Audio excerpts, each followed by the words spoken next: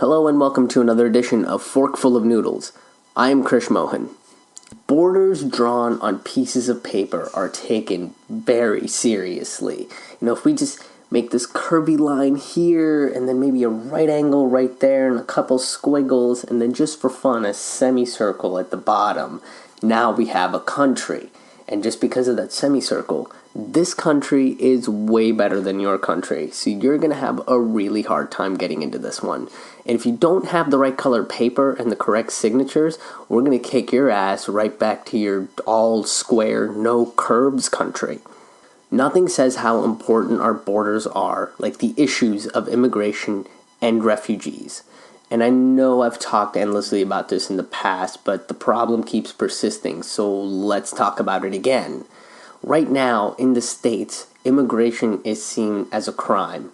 If you come from a different country into America, you're immediately under suspicion as to why you came to the greatest country in the world that's trying to double its greatness. Hell, for the past 5 years, the current Republican presidential candidate has said President Obama wasn't from America just because of the color of his skin.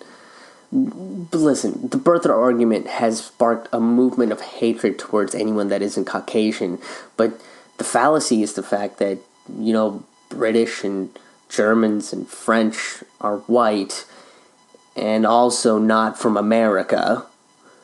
But Trump has finally come out and said that Obama is from America, and he says that he's the first one to do so. Wait a second. Don't the victors get to rewrite history? Trump hasn't won a damn thing and is pretending like he has already won everything. That's crazy, right? His view of history is more trivial than the concept of borders. Immigrants are mostly seen as criminals, and this hateful rhetoric has lit a fire among bigots to light minorities on fire. A woman in NYC was lit on fire by an unknown assailant because of the Islamophobia that's preached so casually in this country. And fortunately, the woman was able to put the fire out, but unfortunately, this unknown assailant's hate fire keeps burning within him. Bigots are continuing to prove that they have low IQs. They can't even follow their own rules. You're supposed to light crosses on fire to let Jesus know where the heathens are. Duh. The hateful rhetoric towards those that are different has gotten so bad in America that the NYPD has a hate crime task force, which is also the new franchise of Law & Order. Law & Order, hate crime unit. Danny Glover makes his television return. Turns out, he's not too old to fight racism and fascist speak in America. But this anti-immigrant and Islamophobic rhetoric is present all across the world. Right? The Alternative for Germany Party, or AfD, has been gaining some momentum in Germany. And they're not winning any cities in the state elections, but they are polling higher than they have ever before. Even in Berlin, there's a lot of people that are social democrats or part of the a little bit more conservative party of Angela Merkel, the Christian Democrats, who are now switching to the AfD. Now, the ties to this are in the fact that Germany's Chancellor Angela Merkel wants to take in a percentage of the refugee population, and she wants other European countries to do the same thing. Now, I'm sure she wants America to do that as well, but America wants to send these refugees to Alabama and Mississippi and Texas and Florida and Alaska. And that last one is more Canada than it is America, mostly because Alaska would take in refugees without any issues at all. The refugee crisis in Europe is reaching to a dangerous level, and the danger being that these guys will do anything to get to these countries. And a lot of these families are trying to escape war-torn countries that they had to escape to. They're about 2 steps away from being adopted by wolves, and then in 2 generations, we're going to have packs and packs of super angry werewolves that are going to invade Hungary and Italy and parts of Alabama. And then what? And then we're 1 step away from Twilight being a reality. And the racists have no problem with that. They want to be so white that they sparkle in the sun. And if they want that to be a reality, then they're gonna have to get over their homophobia. Chancellor Merkel's proposition from earlier in the year says that members of the EU take an even amount of refugees out of Turkey. This way, these guys don't have to put their lives in danger to escape danger. In return, these refugees get a work permit if they want to choose to stay in Turkey. And Turkey's application to the EU will get fast-tracked. Now, there are 4 major countries that are strong oppositional voices to Angela Merkel's plan: Hungary, Poland, Czech Republic, and Slovakia.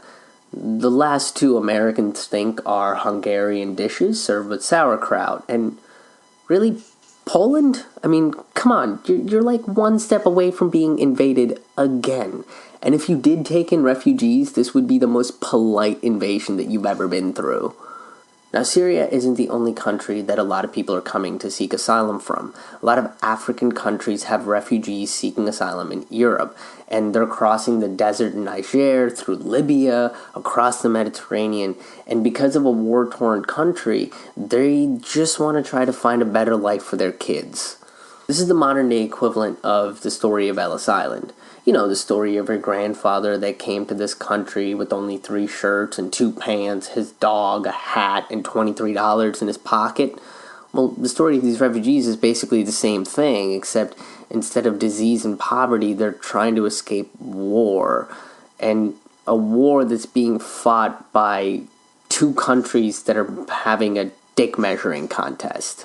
The Hungarian PM calls Merkel's plan moral imperialism, which honestly sounds delightful, right? It comes with a side of like tea or coffee or beer. You get a free hash cookie and the entire Lethal Weapons movie collection.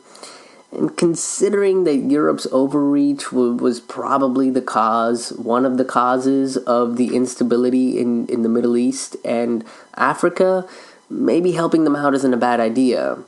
And America could probably take a few cues from that so it doesn't turn into a worse version of its mother. I mean, Angela Merkel probably doesn't have horse blinders to history. Now, the complaint to letting in refugees is that there aren't going to be any jobs and they're going to have a problem assimilating. Well, okay, I'm sure there are some jobs out there that people don't want to do, and the refugees will do it. And as far as assimilation goes, has anyone tried to help them assimilate?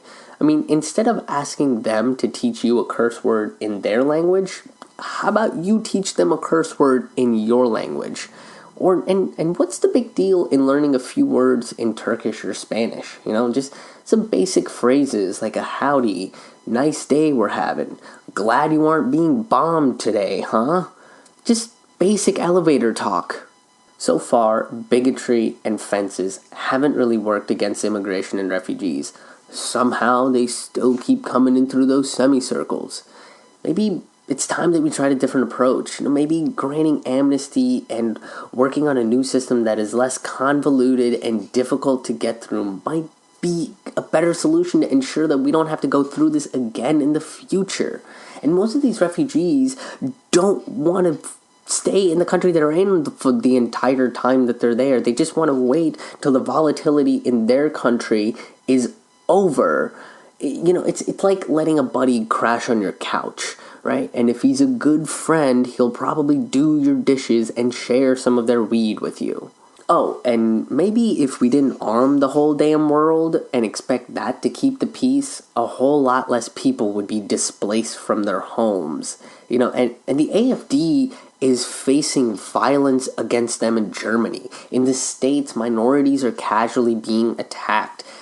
And eventually, we're all just going to start attacking each other despite our different languages or skin color. And your curved line that meets at a specific right angle isn't going to matter because everybody is just going to hate everybody else. And there won't be a safe place for anybody to go. There will just be militias and guns and hate. That's been your forkful of noodles for this week. Thank you for tuning in. I have live stand-up comedy dates coming up in Ohio, Kentucky, Tennessee, and Alabama. For all the details and ticket information, you can go to ramennoodlescomedy.com. That's RAMENNOODLESCOMEDY.com. mannoodlescomedy.com. You can also check out my new stand-up comedy album, How Not to Fit In, and subscribe to my Bandcamp to get exclusive stand-up comedy content. And if you would like to donate to my Patreon to help support independent DIY projects like this video series, my podcast, and touring, you can go to patreon.com/krishmohanhaha. Thanks for getting into it.